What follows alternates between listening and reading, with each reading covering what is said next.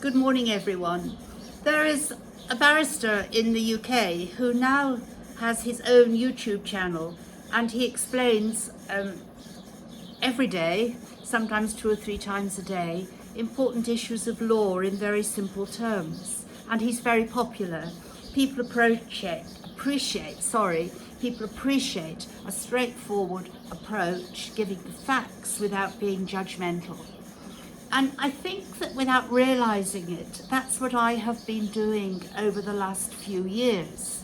Some of you know that I was also a barrister in England, and I have had a lot of involvement with the law in Morocco as well. So I come with some experience of the law, which I think is fundamentally important when you are running both a charity in the UK and an association in Morocco. As several people have asked me over the last few days, because some problems have been highlighted, particularly about associations in Morocco. So I'm just going to try in very straightforward terms to explain that to you.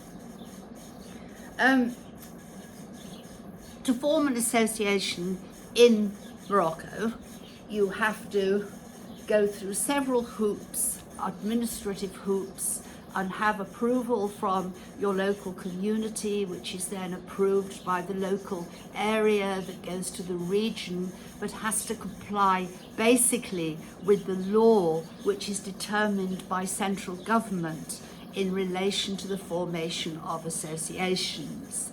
That is what we have done in Morocco. Now, in the UK, we have a charity in the UK as well that is called the Georgia Mule and Donkey Trust, and there we also have to comply with UK law.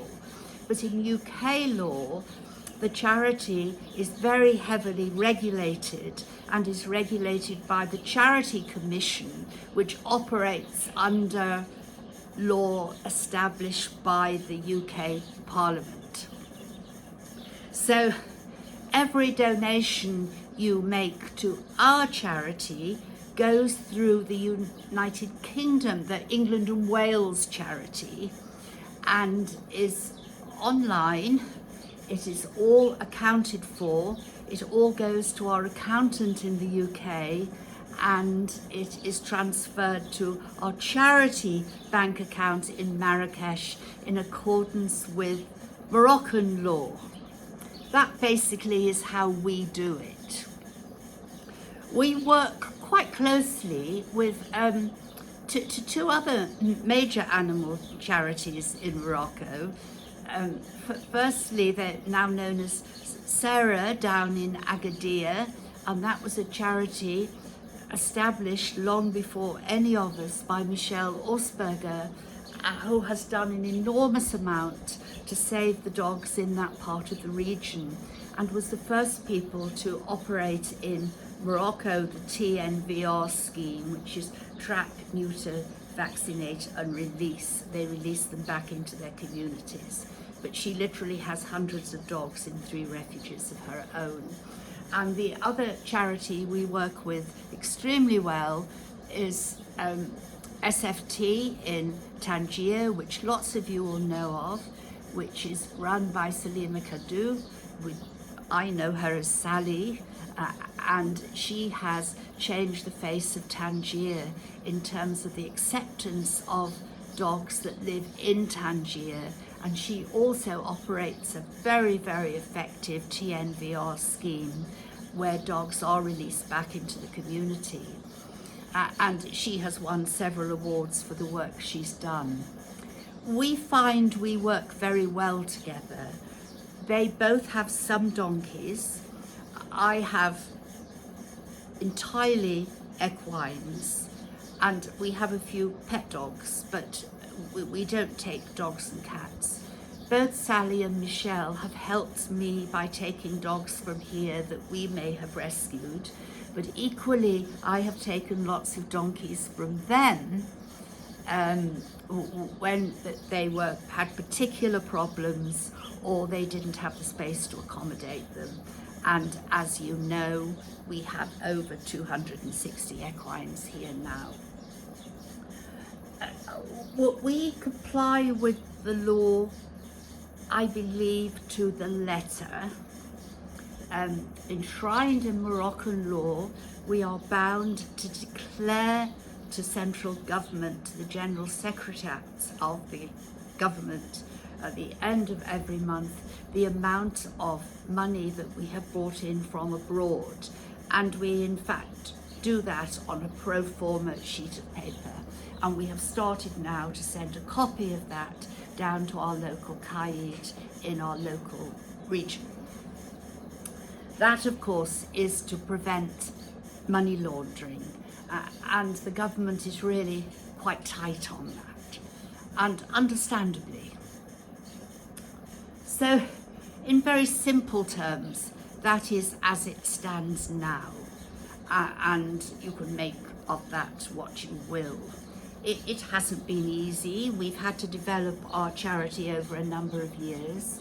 We've had to learn the process as we've gone along, but now it seems to work quite well, as I think it does for Sally and Michelle. And to be fair, we've never had a crossword between us. There are lots of smaller charities in Morocco.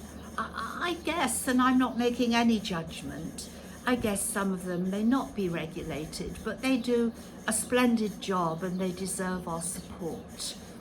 And we have to give huge thanks to someone who has become really quite important to the movement, and that is the president of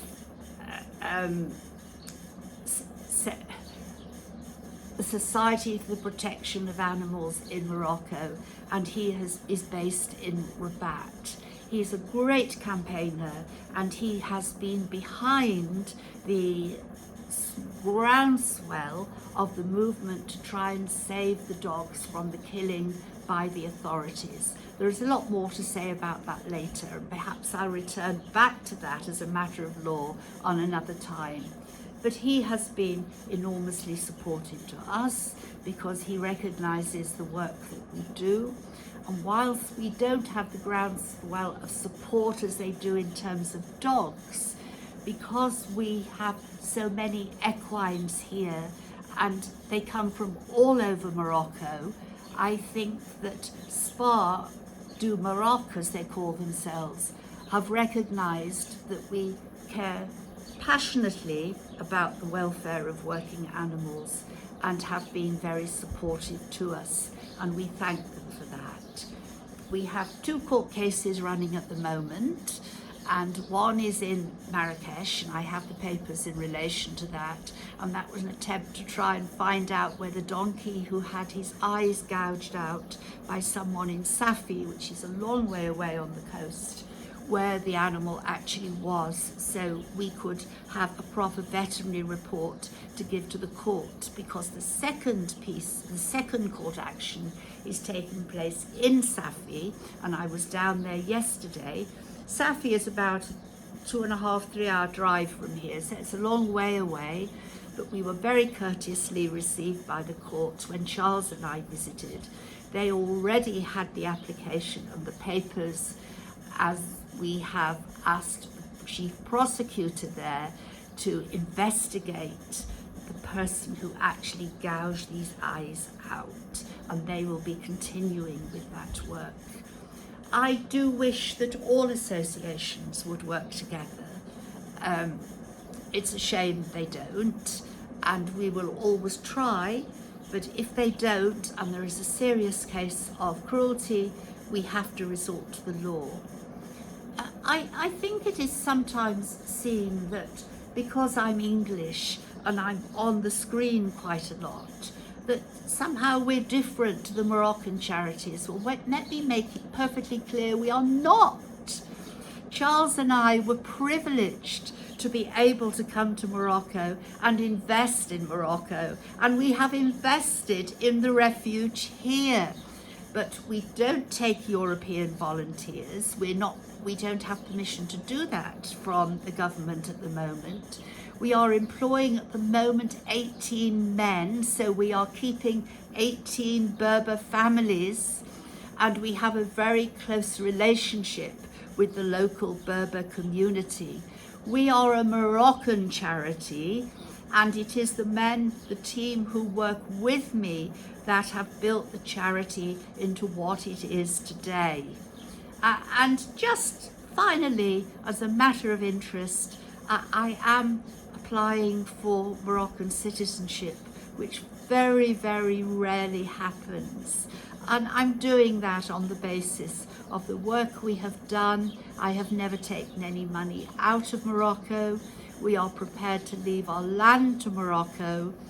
And I feel it's very important to have that sense of equality with the Moroccan people, as indeed we welcome people from abroad into the UK as long as they come in properly and they do it legally.